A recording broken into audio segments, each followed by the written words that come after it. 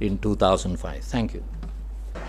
Post-lunch session, I must thank the chairman for reducing the time, though Dr. Arvind Kumar had said I should speak for 30 minutes. Therefore, another reason is that whatever I wanted to say has been already said by eminent speakers earlier, including the Foreign Secretary. But since I have come here, I have decided to speak very little about starting point of the leadership qualities, and then take up China, Pakistan, particularly terror, defense and economics, and what are likely outcomes of the Obama visit. Now, I will not go into the history. I will start post May elections of last year. Now, the earlier government had shown its apprehensions about China, particularly in 2009, when Prime Minister Manmohan Singh was in Washington, D.C. He took that occasion to tell the world that China has become, assertive in its behavior, which he never said in India. But having said that, nothing was done to checkmate the assertiveness of China. But look at the candidate Modi. When he was in Arunachal Pradesh, he, for example, said in his political campaigning, he asked China to give up its mindset of territorial aggrandizement, and he particularly asserted that no one on the earth can take away Arunachal Pradesh from India. Now, this is something Hillary Clinton had said in July 2011 in Delhi as well as in Chennai. She had made it very clear that no longer India should look inward, but this is the time to lead, she had said. And Modi's emergence as a leader was seen by the United States. That is the starting point, that is the decision-making point, that here is a leader who is willing to exert his power, and the massive mandate that he got was a proof that he is going to stand up to China, and China was, as it has been said since 9:30 in the morning, was the real aim of the United States policy in the region. Now, I will not say string of pearls and China asserting sovereignty in. Now, no one will say the entire South China Sea is under the Chinese sovereignty, but China had said that it has territorial claims against India. But Modi has, as I said earlier, given the clear warning to China, no more territorial expansionism. And that he translated in action when he extended Chinese president the red carpet treatment in Ahmedabad and Delhi. He also was very clear in telling that business as usual cannot go on while you negotiate with us, you continue, or PLA continue to carry out aggression against India, the things cannot go on. So Xi Jinping had to publicly say or admit that it was unfortunate. Now, no Indian leader, right from Narasimha Rao, ever done that kind of open speaking against China. Now, this is something that the United States and India are building up to checkmate strategically China by expanding not a military alliance but a kind of unwritten understanding or unwritten coalition between India, United States, Australia, Japan, and even South Korea. Now, this seems to be a larger design to contain, if I can use the Cold War terminology, contain Chinese emergence as a threat to Asian countries as well as others. Now, Pakistan is an incorrigible promoter of terrorism, not only against India, but it has been described as the epicenter of global terrorism. Now, Pakistan's policy, everybody thought will undergo a change after the Peshawar attack. And Prime Minister Nawaz Sharif had said, no longer there will be a distinction between good terrorists and the bad terrorists. But from the same day or the next day, they demonstrated that it is only against the Taliban, Pakistan Taliban, that policy is applicable and not against the LET or Jaish-e-Mohammed or other terrorist organizations which are aiming at India. Now, United States, I would like to say, has been, even present administration, even Clinton administration, has been very soft to terrorism emanating from Pakistan. Now, after Peshawar, now recently, Secretary of State was in Delhi. From there he went to Islamabad, and he said there that Pakistan, he gave advice not only to aim at or attack the Pakistani Taliban, but target India oriented terrorist groups and Afghanistan oriented terrorist groups, and he specifically mentioned LET, Haqqani Network, and few others. Yet I would like to submit that John Kerry has been soft.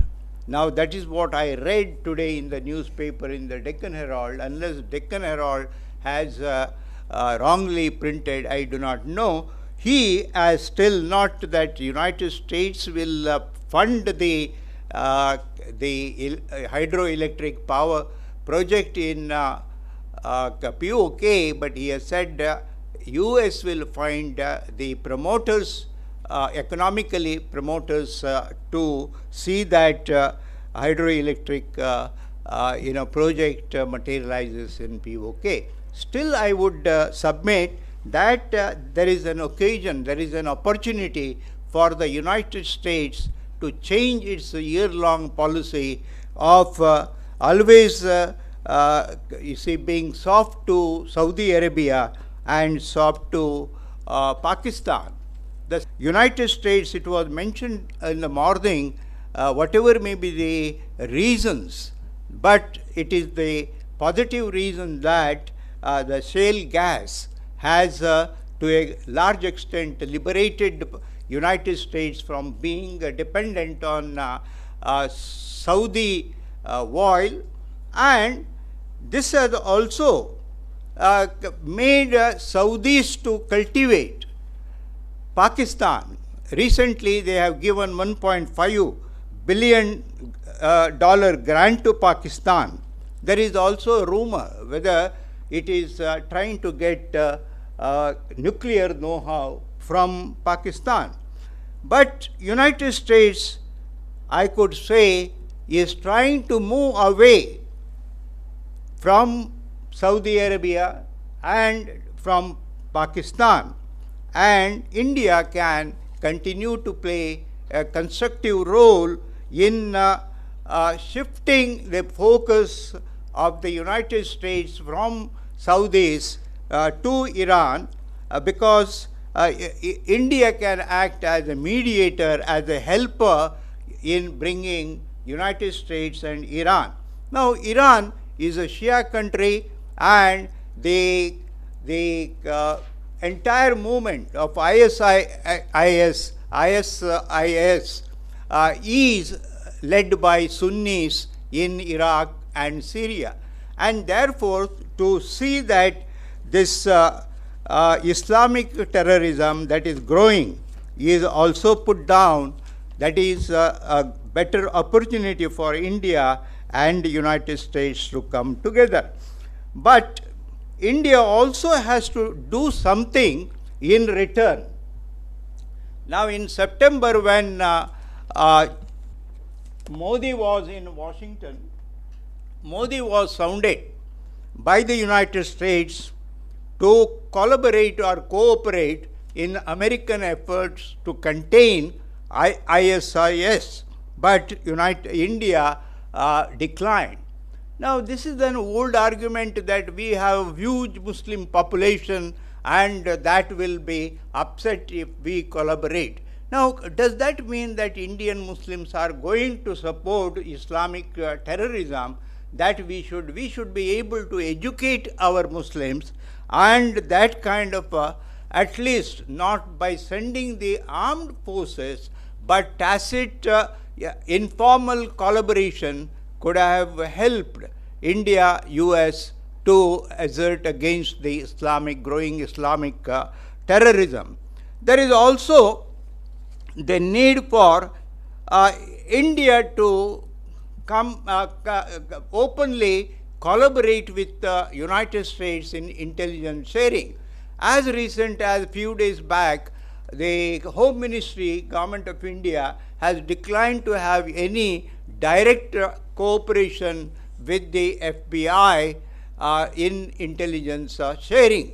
On the other hand, I would suggest that NIA and the FBI should be enabled to directly cooperate and collaborate so that the relevant information can be directly passed to those who deal with the intelligence rather than indirectly communicating to the government of India. As far as the defense and economics are concerned, that you see the strategic alliance between India and United States cannot be sustained unless India is once again well equipped in defense and economically once again enabled to have a growth rate of minimum 8 or 9%. Now, you can spend on defense forces and modernization of defense and defense research only when you have enough economic resources. And therefore, there are a lot of things that are going on now. There are so many committees have been appointed by Government of India, but I will not go into all the details. But mainly, the American companies which want to come to India are complaining about the bureaucratic bottlenecks and several channels to be crossed and delays in implementation or delays in granting licenses or the permission to start their industries or their economic activities. For example, it is likely that Government of India during, thank you, 5 minutes more or, now I can tell you that speaker in parliament used to tell to Madhu Dandavate that only 5 minutes, then he would say to conclude, then go for another 5-10 minutes. So I may do that, but in the area of economic,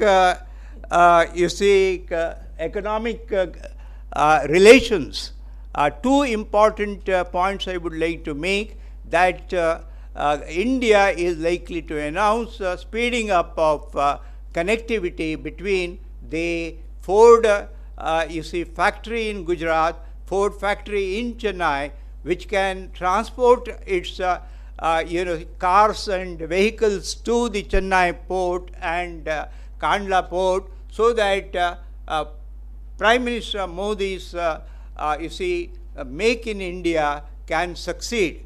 Now, Make in India is another word for co-production and co-development that the Americans are stressing. So that can help. To conclude, you may say that I agree with my friend's observation that nuclear liability in 2010 has become really a major liability on India's strategic relations with the United States. And it is possible that Obama and Mr. Modi may announce, just like they announced on the WTO understanding, which was considered as impossible. There was the trade facilitation, was made possible by personal discussion. Similarly, there is a proposal for the Indian insurance companies to come together. The proposals were discussed in December last year and January in the first week.